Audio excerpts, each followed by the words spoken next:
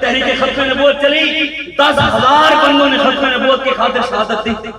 10,000 بندوں. آج کل بیک والوں کو تانے دیتے ہیں کہ جناب یہ 34 بندے مروا کر آ گئے جی، انہوں نے 8 بندے وہاں شہید کروا دیے، انہوں نے کیا حاصل کیا؟ میں نے کہا ظاہری طور پر تو 1953 جنور کے اندر 10,000 بندے دے کر بھی کچھ نہیں ملا تھا. 10,000 بندے شہید ہوئے. اس دوران ایک نوجوان کو، آج ہم بھی جیلوں میں جاتے ہیں، ہمارے نوجوانوں کو بھی دھمکایا جاتا ہے، ان کو بھی ڈرایا جاتا ہے. اس دوران بھی ایک نوجوان کو لے گئے تھانے میں جا کے بند کر دیا. افسر آیا تھانے کا، اس نے آ کر کہا یہ کون ہے؟ اس نے کہا یہ روڈ پر کھڑے ہو کر تاجدار ختم نبوت کے نعرے لگا رہا تھا. اس نے کہا اچھا باہر نکالو. انہوں نے باہر نکالا سلاخوں سے. اس نے کہا کان پکڑ لے. اس نوجوان نے کان پکڑ لیے. افسر نے کہا بتا ریاست سے ٹکر لیتے ہیں، روڈ بند کر کے تاجدار ختم نبوت کے نعرے لگاتے ہیں، بتا تجھے میں کتنے چھتر ماروں، کتنی چوٹیاں ماروں تجھے. نوجوان نے اسے تاریخی جواب دیا. ہمارا بھی ان سب کو یہی جواب ہے. نوجوان کو کہا بتا تجھے کتنے جوتے ماروں، کتنے چھتر ماروں. نوجوان نے کہا جتنے تو جہنم میں سہ سکے اتنے مار لے. ہمارے ساتھ تم ظلم اتنا کرو جتنا آگے جا کر سہ سکو. ہم تو حضور کے نام پر برداشت کر رہے ہیں.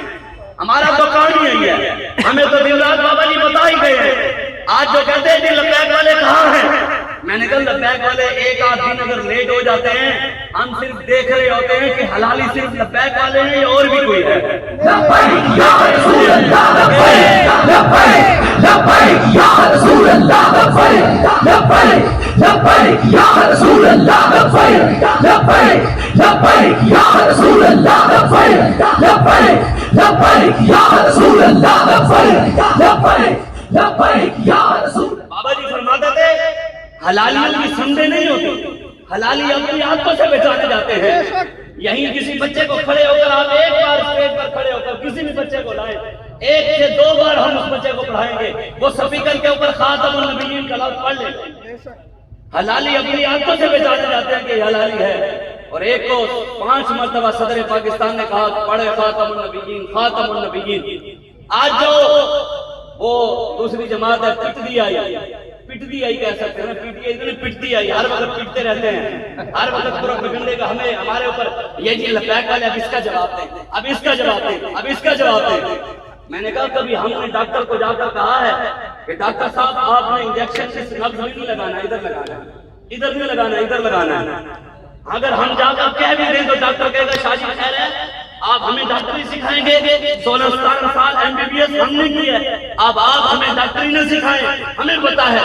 انجینئر کے پاس جائیں اس کو کہیں کہ جناب آپ نے یہ بلڈنگ غلط بنائی ہے، یہ اس طرح بنانی چاہیے تھی، اس طرح بنانی چاہیے تھی. انجینئر کہے گا کہ شاہ جی 16-17-18 سال ہم نے انجینئرنگ سیکھی ہے، آج آپ ہمیں انجینئرنگ سکھائیں گے. کوئی دنیا دار چوڑا کمینہ ہمیں بھی دین نہ سمجھایا کرے. دین ہم نے پڑھا ہے، ہم نے ٹاٹوں پر بیٹھ کر قرآن پڑھا ہے. ہمیں ہمارے بابا جی بتا گئے ہیں 1450 سال پہلے ہمارے آقا مولا دین دے گئے اور ہمیں ہمارے بابا جی سمجھا گئے. بدلے گا زمانہ لاکھ مگر قرآن نہیں بدلا جائے گا. اے قول محمد قول خدا فرمان نہیں بدلا جائے گا. قیامت تک حضور کا دین بھی چمکتا رہے گا، حضور کا ہر فرمان بھی چمکتا رہے گا اور حضور کے غلام وفادار غلام بھی قیامت تک چمکتے رہیں گے. اور قیامت والے دن بھی نور آنکھوں میں تو چہروں پہ اجالے ہوں گے، مصطفیٰ والوں کے انداز ہی نرالے ہوں گے انشاءاللہ. یہ نمازیں، یہ روزے، یہ حج، یہ زکاتیں، یہ سب کچھ بعد میں کام آئے گا، پہلے رسول اللہ کے بارے میں سوال ہوگا. حدیث کے الفاظ ہیں، میرے آقا نے فرمایا قیامت والے دن ایک شخص کو لایا جائے گا، نیکیوں کے اس کے پاس پہاڑ ہوں گے، نمازیں پڑھتا ہوگا، روزے رکھے ہوں گے، حج کیا ہوگا، عمرے کیے ہوں گے، درود پڑھتا ہوگا، ذکر کرتا ہوگا، اذکار کیے ہوں گے. اللہ تبارک و تعالیٰ اسے پوچھے گا کیا تو نے میرے اور میرے مصطفیٰ کے دشمنوں سے دشمنی رکھی تھی؟ کیا تو نے ممتاز قادری کو پھانسی دینے والوں سے دشمنی رکھی تھی؟ کیا تو نے ختم نبوت کے غداروں کے ساتھ دشمنی رکھی تھی؟ کیا تو نے مرزائیوں اور مرزائیوں کے یاروں کے ساتھ دشمنی رکھی تھی؟ کہے گا یا اللہ میں نے نمازیں پڑھی، میں نے روزے رکھے، میں نے حج کیا، میں نے درود پڑھا، میں نے ذکر کیا. اللہ کہے گا میں نے سوال کیا تو نے میرے اور میرے حبیب کے دشمنوں سے دشمنی رکھی تھی. اور کہے گا یا اللہ میں نے غریبوں کی شادیاں کروائی، یتیموں اور مسکینوں کی کفالت کی، میں نے تو درود پڑھے۔ اللہ کہے گا میں نے سوال کیا تو نے میرے اور میرے مصطفیٰ کے دشمنوں سے دشمنی رکھی تھی۔ کہے گا یا اللہ میں نے تو بڑے نیکی کے کام کیے، مسجد بنوائی، مسجد کے اندر اے سی لگوایا، میں نے تو کلین بچھوایا تھا، میں نے تو مسجد کے پنکھے لگوائے تھے، میں نے تو مسجد کا مینار بنایا تھا۔ رب کہے گا میں نے جو سوال کیا ہے اس سوال کیا اس کا جواب دے، کیا تو نے میرے اور میرے مصطفیٰ کے دشمنوں سے دشمنی رکھی تھی؟ وہ کہے گا یا اللہ نہیں۔ میرے آقا فرماتے ہیں کہ حضور نے فرمایا، میرے آقا فرماتے ہیں کہ اللہ تبارک و تعالیٰ فرشتوں کو کہے گا اس کی ساری نیکیاں جو نیکیوں کے پہاڑ لے کر آیا ہے، ساری نیکیاں اس کے منہ کے اوپر مہار کر جہنم میں ڈالا۔ ثابت ہوا جملہ فرائض شروع ہے، اصل رسول بندگی استاد بار کی ہے۔ اگر حضور کی عزت پر پیرا نہ دیا، حضور کی ختم نبوت کی بات نہ کی، حضور کے دشمنوں کے ساتھ دشمنی میں رکھی، حضور کے دشمنوں کے ساتھ ہاتھ ملائے تو ایک نیکی بھی کام نہیں ہے۔ ہمارے بزرگوں نے لکھا ہے کہ ظلم کے نظام کے نیچے ایک نماز بھی قبول نہیں ہے، اوپر ظلم ہو رہا ہو۔ امام حسین نے میدان کربلا میں کہا تھا، آپ نے فرمایا کہ ظالم حکمران اگر تمہیں سر نہ اٹھانے دے، ظالم حکمران اگر تمہیں سر نہ اٹھانے دے، دین اس وقت تمہیں سر جھکانے نہ دے۔ امام حسین نے فرمایا تیسرا راستہ گردن کٹوانے کا ہے، گردن کٹوا دینا، لیکن ظالموں کے سر۔ آج دیکھیں کہ کون کون کھڑا ہے ظالموں کے ساتھ، کون کون ان کے گن گاتا ہے۔ یہ تو امام زین العابدین کو جب مروان نے بلوایا کہ میرے پاس آئیں، امام زین العابدین نے کہا کہ میں تجھے ملنے نہیں آؤں گا، اس نے کہا میں پکڑوا لوں گا، ہتھ کڑی میرے پاس ہے۔ تو امام زین العابدین نے اس وقت فرمایا تھا، یہ میری بات نہیں ہے، یہ امام زین العابدین کی بات ہے۔ آج نے فرمایا اگر کوئی اللہ والا، کوئی اللہ والا، اللہ اور اس کے رسول کا نام لیوا، ان سے محبت کرنے والا حکمرانوں کے دروازے پر چل کر جائے، فرمایا وہ ذلیل ہے، یہ اس کے لیے ذلت ہے، وہ ذلیل ہے۔ اور امام زین العابدین نے فرمایا اگر اللہ والوں کے پاس حکمران چل کر آئے تو یہ اللہ والوں کے لیے عزت ہے، یہ اللہ والوں کے لیے عزت ہے۔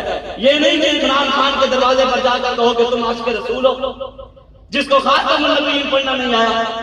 جو لوگ خاتم النبیین کے لفظ پر عمران خان کو ڈیفینڈ کرتے رہے ہیں، آج بتائیں کس منہ سے ہم سے جواب مانگتے ہیں کہ جناب فلاں جگہ پہ جواب دے۔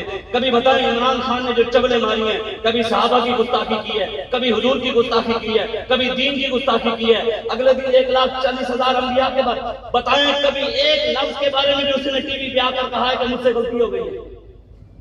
نہیں، کبھی بھی نہیں کہا۔ پھر اس کے ماننے والے ہم سے جواب کس لیے مانگتے ہیں؟ ہم سے جواب وہ مانتے جو کم از کم دین پڑھا ہوا تو ہو، جس کے لیڈر کو خاتم النبیین نہ آئے۔ پہلا کلمہ عمران نے کشمیر کے جلسے میں پہلا کلمہ پڑھا، کہتا لا الہ الا اللہ محمد رسول اللہ۔ حسنی والی بات نہیں، خدا کی قسم ہمارے لیے ڈوب مرنے کی باتیں ہیں کہ ہمارے حکمران ایسے ہیں، تو پھر بتائیں رب کا عذاب نہ آئے تو اور کیا ہے؟ کشمیر کی بچیاں لٹ رہی ہیں، برما کی مسلمان بیٹیوں کے لوگوں نے پستان کا کباب بنا کر کھا لیے۔ یہ کبھی بھی مت سمجھیے گا، قرآن کی نص ہے وَفَضَّلَ اللَّهُ الْمُجَاهِدِينَ عَلَى الْقَاعِدِينَ أَجْرًا عَظِيمًا۔